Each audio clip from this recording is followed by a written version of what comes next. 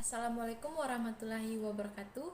Perkenalkan, nama saya Isdayanti, asal Fakultas Hukum Indonesia Timur. Jadi, pada video ini saya akan menjelaskan tentang sistem politik hukum di negara Jerman. Jadi, struktur negara Jerman adalah negara federasis yang terdiri dari 16 negara, bagian masing-masing dengan konstitusi, parlemen, dan pemerintahan. Kekuasaan negara tertinggi terletak pada federasi melalui Bundesrat, negara bagian terwakili, dan dilibatkan dalam legislatif pada tingkat federal. Jerman sendiri adalah sebuah republik parlementer federal yang demokratif dan kekuatan legislatif federal yang dimana hal diurus dalam Bundestag parlemen Jerman, dan Bundestag adalah badan perwakilan Länder negara-negara bagian regional Jerman. Sejak 1949, Jerman menggunakan sistem multiparti didominasi oleh Persatuan Demokratif Kristen Jerman dan Partai Demokratif Sosial Jerman, yang pada akhirnya yudisiar Jerman terpisah dari eksekutif dan legislatif. Sistem politik dibentuk pada Konstitusi 1949. Berdasarkan hukum dasar yang tetap memberikan dampak dengan amandemen minor setelah reunifikasi Jerman pada tahun 1990.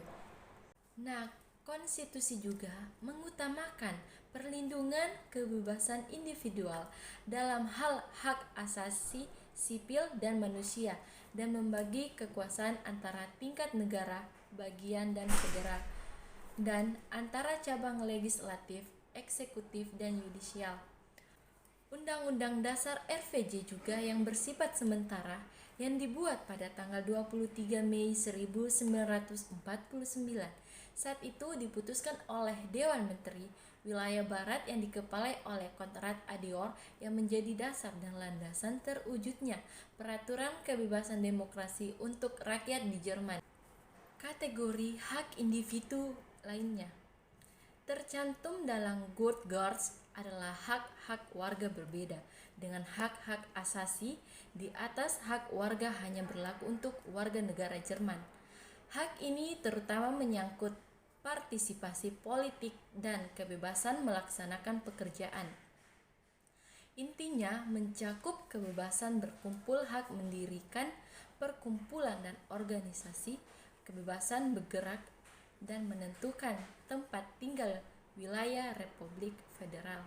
Di samping hak-hak kemerdekaan tersebut masih terdapat hak-hak kesamaan.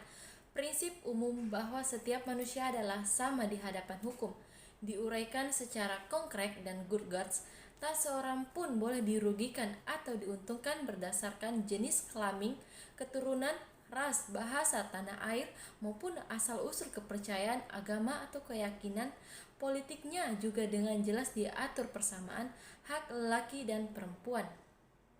Namun, dalam batasan yang sangat ketat, Grundgesetz memberikan kemungkinan atau membatasi hak-hak asasi tertentunya secara langsung atau tidak langsung melalui undang-undang. Dan pada hal ini, sistem politik hukum yang ada di Jerman saat kita telah bagian hak asasi manusia, sistem ini hampir sama dengan Indonesia. Karena berdasarkan Undang-Undang Dasar Jerman, hal ini mengikat legislatif pada tatanan konstitusional dan mengikat administrasi negara pada hukum dan undang-undang. Arti penting teristimewa dimiliki oleh pasal 1 Undang-Undang Dasar Jerman. Karena pasal itu menetapkan penghormatan terhadap martabat manusia sebagai nilai utama tatanan konstitusional. Bunyinya, martabat manusia tidak dapat diganggu-gugat. Seluruh jajaran kuasa negara wajib menghargai dan melindunginya.